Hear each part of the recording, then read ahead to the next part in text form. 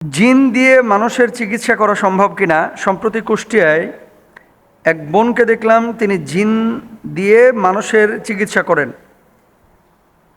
এখন আমার প্রশ্ন হচ্ছে, জিন দিয়ে আসলে মানুষের চিকিৎসা করা সম্ভব কিনা। খুব ইম্পর্ট্যান্ট একটি বিষয়।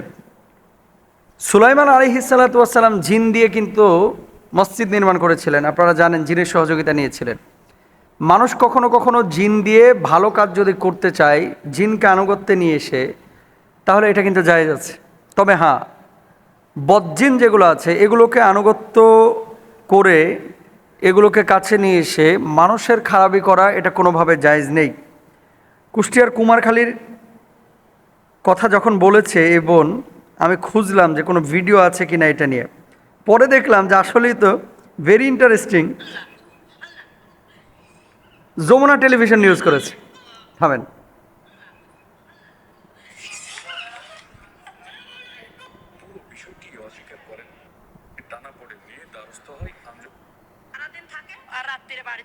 স্বীকার করে না, এক কথায় দুই কথায় যখন ওই আমি সাংবাদিক পুলিশের কথা বলেছি তখন হচ্ছে আচ্ছা, আমি বলি বোন বিষয়টা। উনি প্রশ্নটা করার পরে আমি খুঁজলাম যে আসলে কি হয়েছে ঘটনাটা। পরে দেখলাম যমুনা টেলিভিশন নিউজ করেছে। পরে বুঝলাম যে হ্যাঁ, এটার ভিত্তি আছে। জিন দিয়ে মানুষের তদবির করা, চিকিৎসা করা, এটা জায়েজ আছে। এটা শরীয়তে কোনো সমস্যা নাই, যদি ভালো জিন হয়। আনুগত্য নিয়ে এসে তার থেকে উপকার নেওয়া জায়েজ আছে।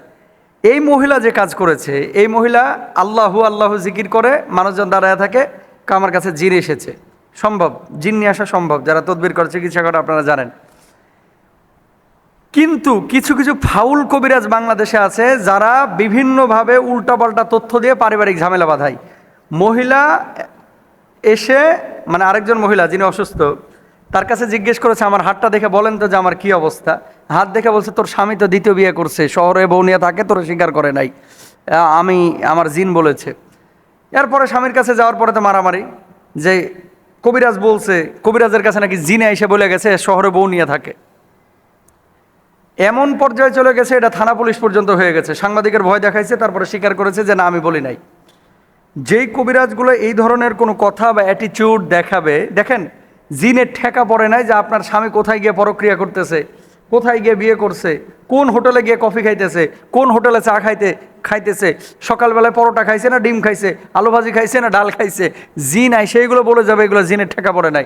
এখন বাংলাদেশের মানুষ কিছু কিছু জিনিস উল্টাপাল্টা একটু ভাব সব নিয়ে বলে ফেলায়, পরবর্তী সিচুয়েশনটা কি হবে এটা কিন্তু ফিকির করে না, চিন্তা করে না।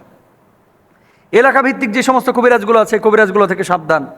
আল্লাহ রসুল সাল্লাল্লাহু আলাইহি ওয়াসাল্লাম এই জন্য বলেছেন, আমার উম্মতের মধ্যে এক শ্রেণীর উম্মত আছে, যে উম্মতগুলোকে আল্লাহ রাব্বুল আলামিন বিনা হিসেবে আল্লাহ জান্নাতে দিবে। 70,000 উম্মত এরকম আছে, 70,000 উম্মত বিনা হিসেবে জান্নাতে দিবে আল্লাহ তাআলা। কারা এরা? লা ইয়াস্তারকুনা ওয়া লা ইয়াতাতায়্যারুনা ওয়া লা ইয়াতাওয়ুনা ওয়া আলা রাব্বিহিম ইয়াতাওয়াক্কালুন। এই যে কবিরাজের কাছে যাচ্ছেন, ওই কবিরাজ পর্দা করে না। যেই কবিরাজের কাছে যাচ্ছেন, অনেক কবিরাজ নামাজ পড়ে না। যেই কবিরাজের কাছে গেছেন, ওই কবিরাজ অনেক সময় শরীর না পাক, ও তো কবিরাজি করতে পারবে না ভাই। ওর দিয়ে কোনো সম্ভব না এই সমস্ত কাজ করা। আর জিন হাজির করে জিনের থেকে উপকার নেওয়া, এটা অত সহজ বিষয় না। এর জন্য নামাজি হতে হবে, মুত্তাকি হতে হবে, পরেজগার হতে হবে, তারপরে এটা সম্ভব হতে পারে। তবে হ্যাঁ, সবাই যে জিন দিয়ে উপকার করে এ ধরনের কাজ হাসিল করতে পারবে, বিষয়টা এরকম না।